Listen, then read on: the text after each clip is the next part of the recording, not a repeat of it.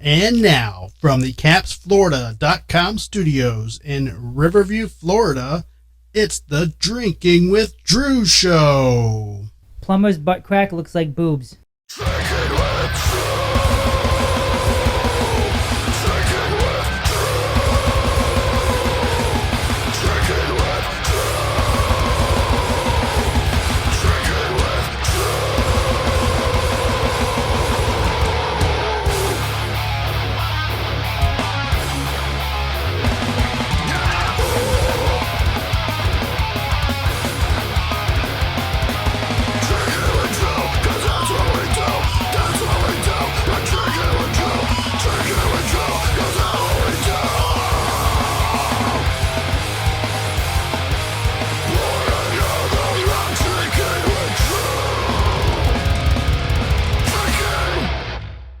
What's going on, everybody?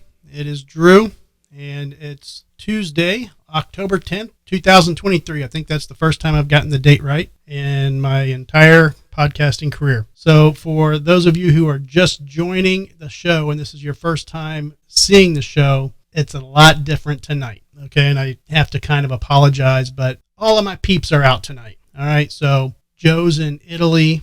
Laura's got a concert she's going to tonight. Casey's got car problems. Jay's still in New York. Garby's got kids things he's got soccer practice with his kids tonight. So guess what? You're stuck with me. And I know I just had a lot of people subscribe to the channel from Jason Stallworth's channel, and we had a great time at his show, and we had a great response to that. And I appreciate all you guys coming over and checking my show out. But just keep in mind that my show tonight is nothing like it normally is. So if you want to check back Thursday, we'll be doing another show because we're starting to do a Thursday show. And I think we're going to keep a Tuesday-Thursday schedule from here on out as much as we possibly can. We'll see how it goes. I'm going to try my best to do that. It takes a lot of work, honestly, to do two shows. And hopefully I can pull it off. These guys that do shows every day, 5 days a week, man, I guess they're not editing their shows, they're just doing live shows, but I like to edit my shows and then put something on my website, the drinkingwithdrew.com website, so you guys can check it out. It's hard. It's very difficult to do that, but I'm going to try to keep it up. And again, for those of you just joining me for the first time, a little bit about myself. So I'm born and raised in Florida. I'm a private investigator. I specialize in criminal defense work and also do some personal injury stuff, family law matters, service of process, all types of investigative work for about 300 law firms throughout the United States. And I've been doing that since 2011. And prior to that, I was in law enforcement and kind of got my experience there to open up my own business. And from there, I've just been kind of swinging at the bat and keeping my mortgage paid. So it's been going okay. But forgive me for anything that I might say tonight that Laura would usually slap me for or correct me on, because she's not here to correct me. She is in the chat. So at least I have, well, she was listening. I guess she's not, I don't know. It says 0 viewers. So, hey, y'all start flowing in anytime now. But I'm going to do my best to pull this off tonight. Probably won't be a long show just because everything that's going on. But either way, I'm going to do what I can. I got Simon with me. He's passed out on the carpet. And look, Laura, I know you're watching. I can do the camera switching without you. How do you think I'm doing that?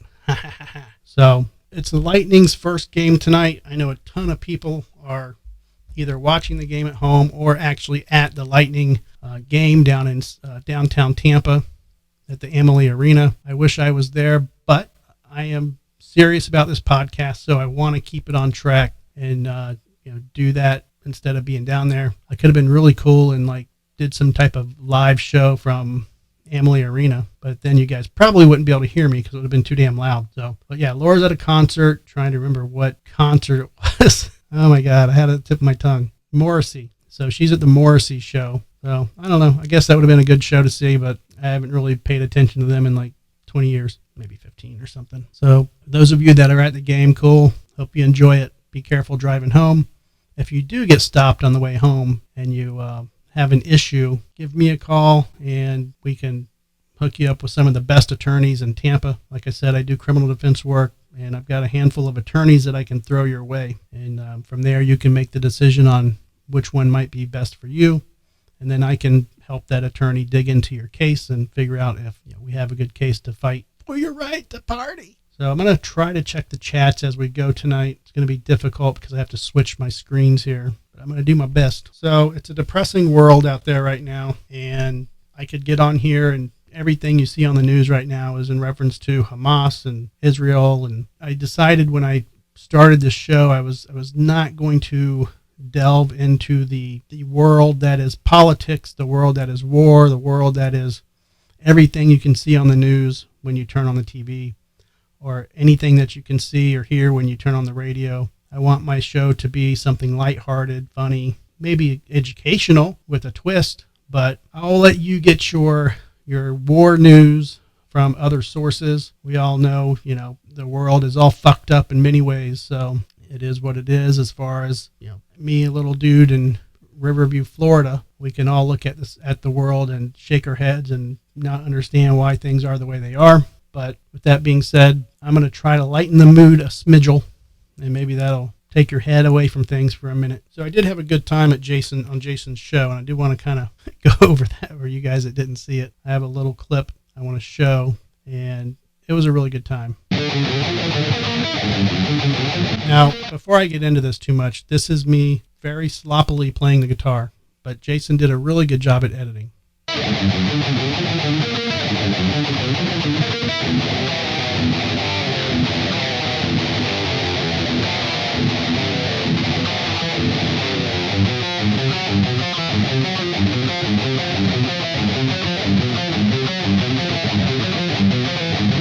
You could tell right there, I totally fucked up. I am in the studio with the Drinking with Drew show. Drew, what's up, everyone? So we did this for about, I don't know, it felt like we were in there for an hour, but the show is about 20 minutes. And, the show Jason labeled it, I think it was 20 years. Yeah. Getting back into metal guitar after a long break, 20 years, which is true. I've played guitar my whole life. And when I say my whole life, I was very serious about playing guitar when I was younger. My dad bought me my first guitar. He passed away when I was 5 years old, I believe. And the first guitar that my mom and dad bought me, I was probably 3 or 4. It was a small acoustic guitar, and it was taller than me. Okay, so it was one of those things that I have to this day. And, it's just one of your first guitar you're never going to sell. But the timeline of me playing guitar, I was very serious about it when I was younger, playing daily for hours. And that was just something that obviously I had time for. I had the drive for. When I was in 5th grade, I met a guy that I talked into buying a bass guitar, Matt Newman, and he did so, and we started a band. Our first band was called Rage, and we came up with some cool tunes, probably, stealing stuff from various artists. We didn't really know what sealing was back then. We would just hear something and change it a little bit and be like, yeah, we like that. And then, we got our, I guess, more serious once we met an actual drummer, and, we started playing. We had bands from I think, Deranged Mentality, Artistic Butchery. And so we played throughout Tampa. I was, again, playing all the time, daily. I only probably had lessons for the first, maybe, I don't know, my total in my life. I think my mom introduced me to a guy. I think she paid for lessons maybe for a month or two. And then when I was in my, maybe, I don't know, teens, maybe 11, 12, 13 or something, I had a guitar player that Bill Edwards Music in Temple Terrace that taught me some stuff, but it was never anything crazy official. And so that was that. And then life happens, and kind of like we were talking about on Jason's show, you just get busy and things come up. And I won't rehash the whole show, but we talked about it in depth about, how life happens. And sometimes you put the guitar down and one day turns into a week, turns into a month, turns into a year. And before you look back, you haven't touched your guitar in a long time. I always own my guitars, and you see them back here. They've been hanging on the wall, and every time I'd move somewhere, I'd take them down and reposition them, and typically they would just be sitting there collecting dust, which sucked. And I would take it down every once in a while and play it, but then you're like, yeah, my hands are cramping, or I'm getting frustrated because something I used to play very easily is now pain in the ass. And finally getting back into it, and I probably. I bought my house here in 2017, and I started kind of picking it back up here and there. And then literally I was playing last year at some point, maybe it was the beginning of this year, and my amp just died on me. So I was without an amp for a long time trying to figure out what I was going to do, what I was going to buy. And finally I decided to buy a 5150 that Jason recommended me. That's what I've been on, and I'm slowly getting better, and hopefully that I can continue to move forward. And I would love to play on stage again. I used to play on stage all the time when I was younger. So I'd love to do that again. And Jason is an awesome guitar player, and by no means, it would be difficult for me to foresee myself playing at his level again. But I think my rhythm guitar abilities, he trusts me for whatever reason. He trusts me enough to actually play on stage with him at some point. So we're going to try to get a band, get it back together and see if we can do some metal riffs and play something local. That'd be real badass. So we'll see how that goes. But I had my fantasy league again this week. I actually didn't do terrible, but I didn't win. So I got third place. Again, this is my first time ever playing fantasy league, and I'm getting used to it. Laura's been helping me out quite a bit with what the hell I'm doing, because honestly, I have no idea what I'm doing. And the app that we're using is just that's the tricky part. I mean, obviously, I understand football. I understand the aspects of the game and whatnot, but when it comes to, you got to switch your players out, the game's starting in an hour, and you got to do this guy's injured, you got to take him off your roster, blah, blah, blah, and I'm just like, meh, and I freak out. And so I'm learning. I've won a little bit of money so far, but nothing crazy. Enough for Garby to buy me some cigars and me to give him my winnings in cigars. So that's kind of where I've been for the last few weeks since football started. I had the opportunity to fight Laura this weekend with a sword in the side yard of the house. If y'all haven't seen this online, it's hilarious. Look at this. Hey, what you doing? What you doing over there? You should smack her in the butt. Smack her in the butt. Hey, what are you doing? Smack her in the butt. What were you doing?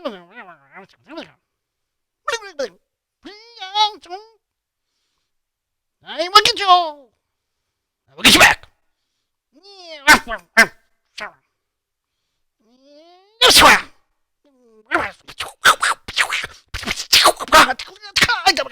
Ninja!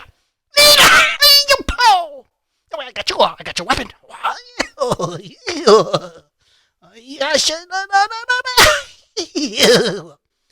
you better look out. Oh, I win.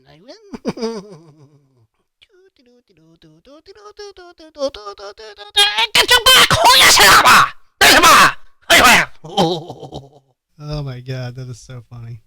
Man, I laugh every time I say that. So we did this stupid thing, and it was totally not planned or scripted. We were just in the side yard. Laura was planting, and she was trying to plant. We had one of a elephant ears. Technically, it's called a metalhead because the style of plant it is. And it was tipping over, and she got some bamboo from Joe's house to fix it. So the bamboo, Joe cut like 4 pieces of bamboo, so they were just sitting at the house, and we're like, she's had hers there, and Joe kind of hinted that you should smack her in the butt with a piece of bamboo. I'm like, okay. So it just kind of all played out, and then for whatever reason, when I decided, I'm like, I'm going to put this into iMovie and edit it, and just kind of one take just made these stupid voices. Technically, I was going to do a Joe voice, a me voice, and a Laura voice, but all the voices just kind of came out to be the same, but technically there are different people talking if you listen to it. But I posted that on a short and then on my YouTube live or my YouTube videos, and it's gotten a pretty good response. Somebody said I shouldn't have used the voices like that because it was offensive to some people. So to those people, I say, lighten up. There's a story about an Airbnb that this got some attention, and I've considered in the past renting a room out. I have a 4-bedroom house. Technically, if you include the office, it's a 5-bedroom house, and I've considered renting out one of the rooms in the past. Of course, Laura's like, fuck you ain't renting shit out. So I never have, but I've considered it. And this story would drive me completely bonkers if this happened to me. I would probably find a hole and have to bury somebody. I don't know. So this lady rented an Airbnb for short-term occupancy, and she's still there to this day. Okay, and she moved in back in September of 2021, And, September of 2021, she was supposed to leave in March of 22, which even for an Airbnb, that's a long time. You usually think Airbnb, that's like a few days, but I guess this was a longer rental. And then she just never moved out. Now she's suing the guy that she rented the room from for $100,000. And basically, I'll read this short story, but a tenant from hell who's supposed to stay a long-term Airbnb in Southern California, go figure, it's California, they have very weird laws there, for 6 months, hasn't left for a year and a half and isn't paying a dime to stay there. The homeowner, Sasha Jonovec, rented out the accessory dwelling unit, and that's the key. It's an accessory dwelling unit, which to me sounds like it's like a backyard, like a mother-in-law suite or something. That I guess it's maybe a house separate from the main house. Okay, in the Los Angeles home of Elizabeth Hirschhorn. She was supposed to leave in March of 22, but never did.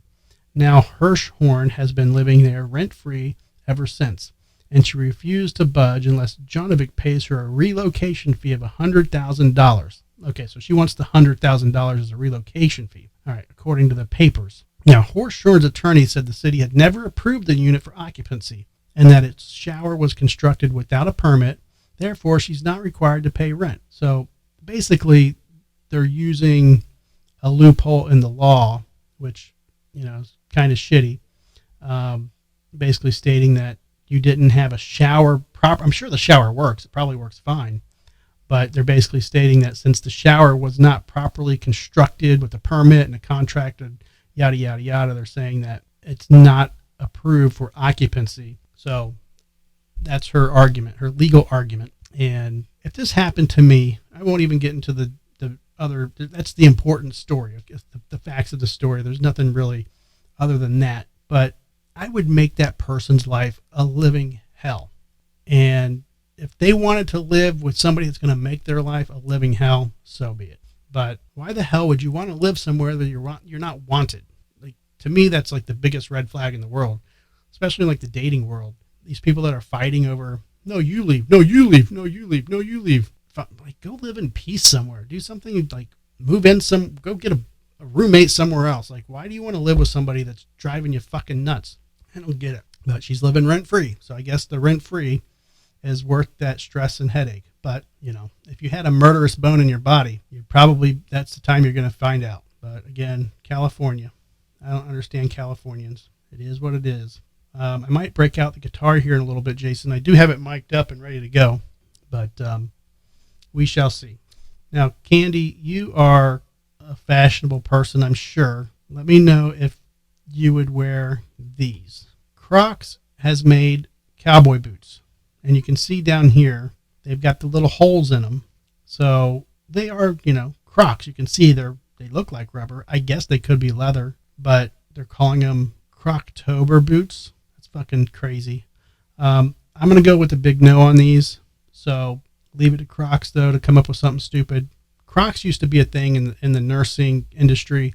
They used to have tons of nurses that were wearing Crocs all the time. And I used to work off-duty hours in the ER, and you would see, I was there for 12 hours and in the emergency room. Nurses always had these on. Allegedly, the reason they stopped wearing them is somebody somewhere in the nursing industry was holding a syringe, and the syringe dropped and poked the nurse in the foot because of the opening in the shoe. And from that point on, after that spread, the news of that spread, they stopped wearing Crocs, or they weren't allowed, or however that went down. So, but they used to be quite the fad back in the day. I guess they're cheap, affordable. I don't even know. Maybe they're expensive. I've never priced Crocs.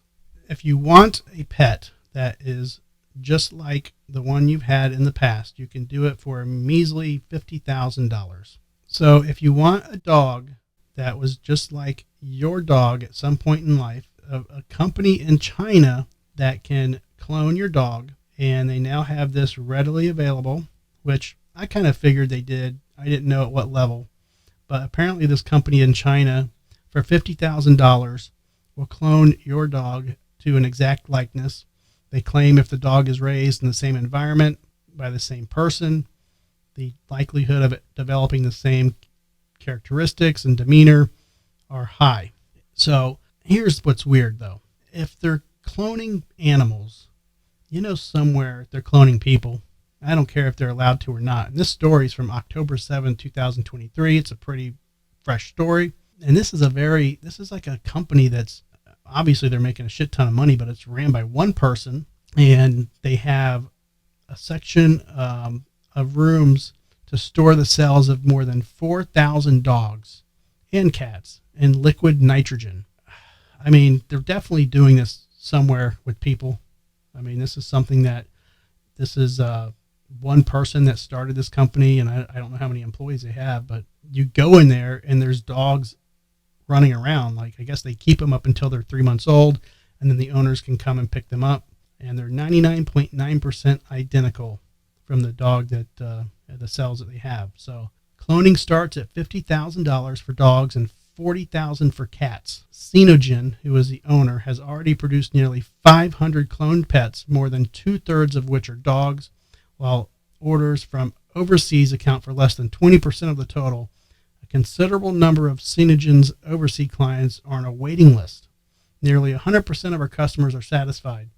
I want to know that 1% of that small percentage that isn't, like, what happened. It's probably not a good story. Xenogen raised capital from investment funds and other sources. In addition to bases in China, it has set up an office in the United States, which I thought we had laws against cloning, but maybe that's just to take orders. I'm not sure. So maybe you can take orders in the United States and then they arrange for you to pick it up in China. But would you want a cloned dog? Would you want your doggy cloned? I guess there's pros and cons to it, but it seems very risky. I love Devo. He was my Doberman. And, you ever say, oh, I had another dog like him, but also $50,000 is a pretty steep price to pay for a cloned dog. And I like when you get a new dog, a new personality, it becomes like somebody new in your life. If I had a cloned dog, I would probably be waiting, for it to develop those characteristics that for whatever reason I thought it is okay. I've had you for 4 months now, 5 months, 6 months. When are you going to start to be like Devo? A year later, when are you going to start to be like Devo? I don't know. I would be very disappointed in one way if it didn't, because I spent that $50,000. I'd much rather, if I'm going to adopt a dog or something like that, get a new dog. Oh, now listen to this. So oxycodone was found in a blood pressure medicine. So it's a factory, how they have the drugs that come out on the conveyor belt. A drug manufacturer is voluntarily recalling a batch of blood pressure medication, betoxolol, over a foreign tablet was found during production. So KVK Tech called the recall precautionary measure after 5 milligram oxycodone HCI pill was discovered on the packaging line once the batch was complete. The two pills are similar in appearance, and the difference is not likely to be noticed by a regular user of the 10 milligram beta-oxyl tablet. So here's the question. They didn't say if this company was also making that pill, which it doesn't sound like they were. So who on that production line is doing oxys and accidentally dropped a pill on the conveyor belt? That's what it sounds like to me. It says, and this article basically just goes into, how to, you should tell the difference. If you think you have a bottle of it, you should return it, yada, yada, yada. It doesn't really give much information about how it happened. But my guess is that this was caused by somebody dropping a pill, a personal pill, because it doesn't really say there was how many, they didn't find like 100. It made it sound like they found one, which is impressive. If they just found one out of like 100,000, I don't know how many they run down the conveyor belt at one time, but they found that one pill, it sounds like, and then it maybe was an employee's. I have no idea. But Grandma, if you're taking the high blood pressure medication, you might have an oxy, apparently. So this other story is involving a bus driver who dragged a little girl the lengths of 3 football fields.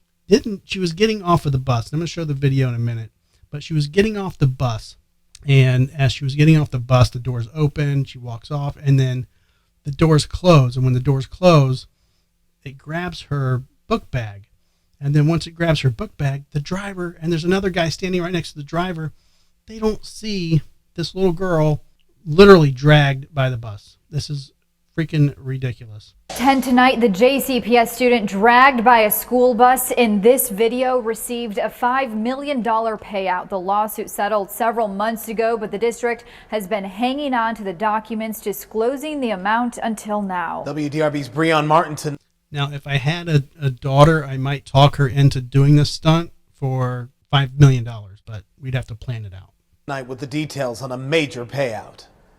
It's hard to watch. Ali Rednauer just... Now, this I don't know who this guy is standing in the bus line or the bus, right behind the bus driver, but he's obviously looks like an employee of some sort, or maybe even a parent. I don't know why a parent would be on the bus. I don't have kids. Does that happen? I don't know. The bus driver, I mean, she's got these big old glasses on. She's looking in the mirror at the other kids on the bus. She's not paying attention to this girl getting off the bus, which to me is like 101. Like, watch the kid getting off the fucking bus. Like, that's your main job, is just safety of children. There's one getting off the bus. Let's pay attention to it. 7 years old at the time, dragged by her backpack the length of 3 football fields, the bus traveling upwards of 20 miles per hour. We were asking for around $20 million. It never should have happened. Bob Bolas, the family's attorney, says Rednauer has special needs, and she suffered disfiguring, scarring, and nerve damage from the incident. Well, special needs or not, I mean, that could honestly happen to any child with a big backpack. And, maybe something to think about for those parents out there who are, sending their kids off to school on the bus with large backpacks. I mean, I think this could happen again.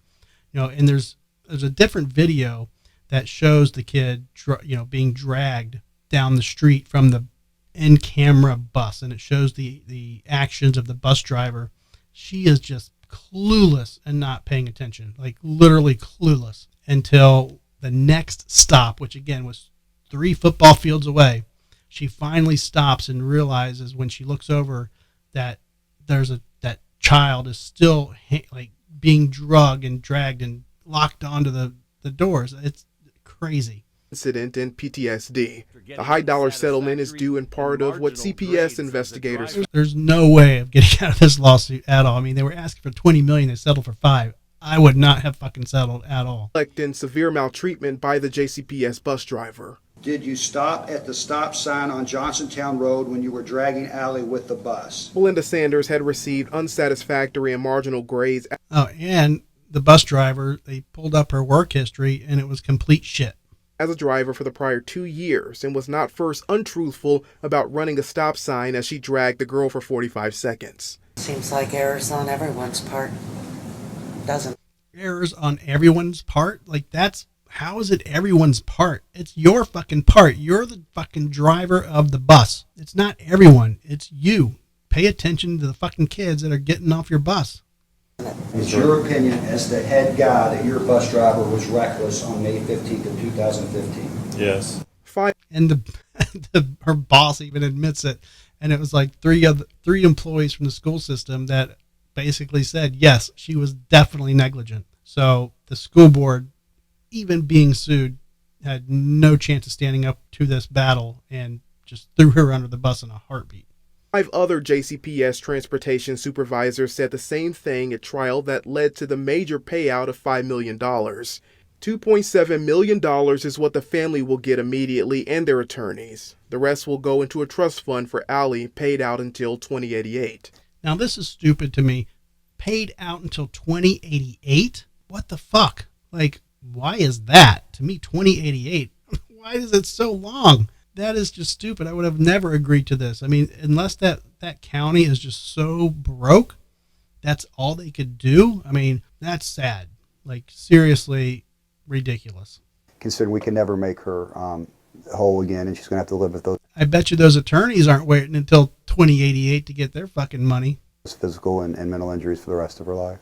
It is considered one of, if not the biggest, for the state's largest school district. A JCPS spokesperson told WDRB, "This was a very unfortunate situation involving one of our students. We are glad the party..." No shit. Anyways, that was just insane. And I was like, well, you asked for 20, you're settling for 5. Sounds like they just didn't want to, the attorneys didn't want to battle it that much. That's the only thing I can really think of. But it seemed to me like a pretty open and closed case. That video is damning as hell. So, insane in the membrane. So I think I'm going to break my guitar out here.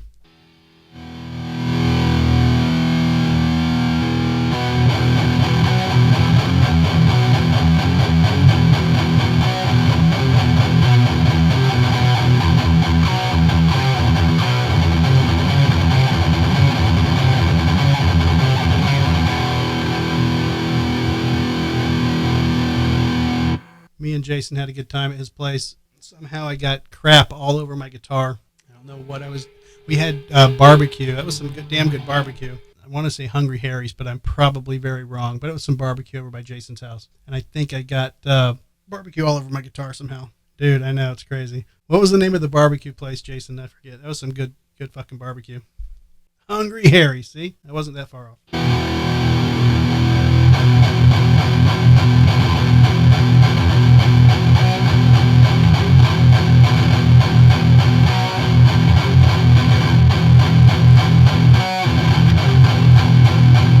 I need a new guitar. I like this guitar. It's a decent guitar, but something about the Gibson Epiphones when you're sitting down, and I don't sit down a ton to play, but when you're sitting down to play the Gibsons, just that way that dip is, it just doesn't fit me right. Now, I do have a 7-string on the wall, and I do have my Ibanez. And I do like the Ibanez. It's light, plays really well. I just need to get it set up because it has the Floyd Rose tremolo on it, and right now it's just, I haven't tweaked it enough to make it playable per se. It might be. I don't know. I could probably pick it up, and I haven't touched that one in a bit. Usually this is an easy one. No lock nuts, no Floyd Rose or anything, so I grab it and play. Just an easier guitar to turn the power on and jam out to. You can go set an action up on a guitar, and for whatever reason, I've had this action set before, and it just goes out. Something about it, it doesn't stay in tune. The annotation on the guitar, just for whatever reason, I can't get a good feel for it. And, this isn't a $2,000 guitar or anything like that. It's, it's an average guitar, but something about it just doesn't want to stay in tune. And I'm not like crazy bending strings and going crazy. It's just, so I was trying to play some old stuff, some old tunes in Jason's studio. And, we were talking about just your mind works faster than your fingers. And that's kind of the position I'm in my life right now, to where I want to play something, and I used to be able to play it 3 times, 4 times faster than what I was playing now. And faster is not always better. I know that. But when you used to play it that way, and you knew you were able to play it that way, and then trying to play it like that when you're 49, it's a smack in the face.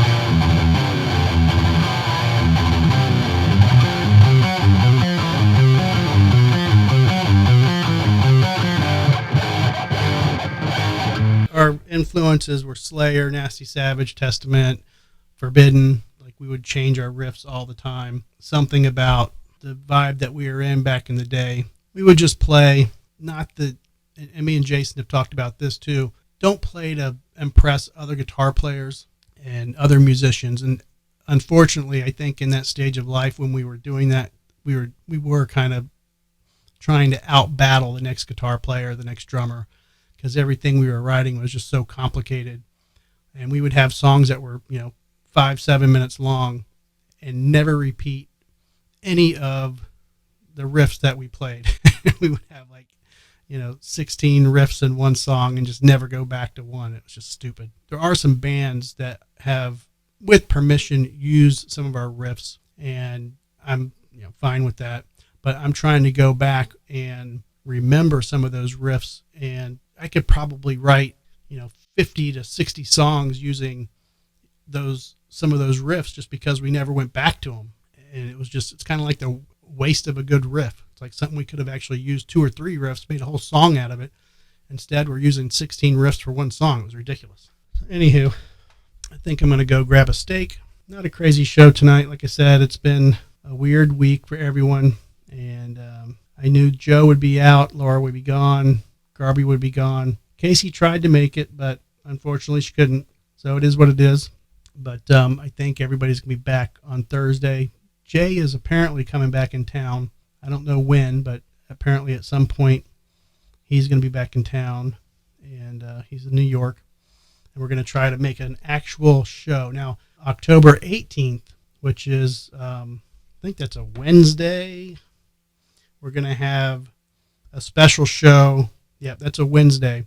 We're going to have a special show with Jason Stallworth in studio, Brad Mader from Must Not Kill, Ben Meyer, solo artist previously with Nasty Savage, and Doug Lee, the vocalist of Siren. I don't know how I'm going to get all these people in here. I've got room definitely for 3, and then with Laura working the cameras. I think Doug Lee and Jason might have to sit on each other's lap, but I'm going to work that out. We'll see. Maybe Jason and Ben Meyer can arm wrestle for one of the recliner seats or something. And I feel bad because I think all those musicians are very important. I respect each and every one of them. But when you come into the studio, it's like, okay, who's sitting where? And I have 2 nice recliners and then a couch. And not that the couch is bad, but I'm trying to build the studio up. And, the recliners have SMB 7 microphones, or the couch has a Audio-Technica microphone and then a handheld one that I have to stretch across the room. So there's no place over there for a microphone holder. So it's just making do with what I have room-wise. But either way, we're going to make the show work. So tune into that. That's October 18th, starting at 7 p.m. And if everything goes right, we know how that works in the live studio and all that. So people have to get here on time and shit has to work. But we're planning to go live at 7 p.m. So tune into that. And I appreciate all the new subscribers, definitely from Jason's. You guys probably got introduced to me from Jason and watching that show that we were on. Please do not judge this show based on anything. It's so much of a better show with my co-host here, and that's why I love all my co-hosts, because each one adds an element to the show. I never set out to be a solo podcaster, show artist at all, producer, whatever you want to call it. I like to put the camera on my co-host and ask them questions and get their responses, and that's what the show's about. But I also didn't want to just leave the show tonight without anything at all. So that's why I did it solo. But if you're new to the show, trust me, this is bare bones minimum, just me bullshitting to put something out there. And do not judge this show for anything. So there's so much more. And if you want to go to drinkingwithdrew.com, there's some of our archived shows there, and you can get a better feel of what we're about. Surf YouTube for some of our old shows, and you can also view them that way as well. So check out Jason's channel too, jasonstalworth.com. And, like I said, we're probably going to have a couple projects in the mix, and we'll see how that goes. I would love to play with Jason. It's a little intimidating, though, coming from somebody like me and playing with somebody at his level. But we're going to see if we can figure something out. And thanks again, guys and gals, for tuning in.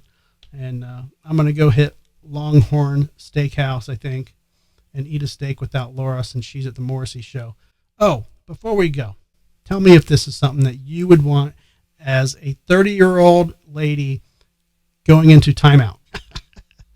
This is craziness. So a timeout chair. This is something that was surfing the internet that I popped into, and women seem to love it. I don't know, but you be the judge. Would you want to be into this timeout chair?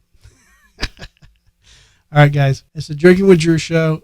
5% on, maybe even 3% on 3%. I don't like doing these shows on my own, but it is what it is. Okay. And here is the show outro. And this song was produced by Must Not Kill. All right, we'll talk to y'all soon. All right, everybody. This has been another episode of the Drinking with Drew show. Stay tuned for more uploads, more shows. Follow us on Instagram, Twitter, Facebook, Humble Social, all the socials. Our live shows are Tuesday at 6:30 Eastern Standard Time. Feel free to check us out live. You can call into the show and be a part of it. See you soon.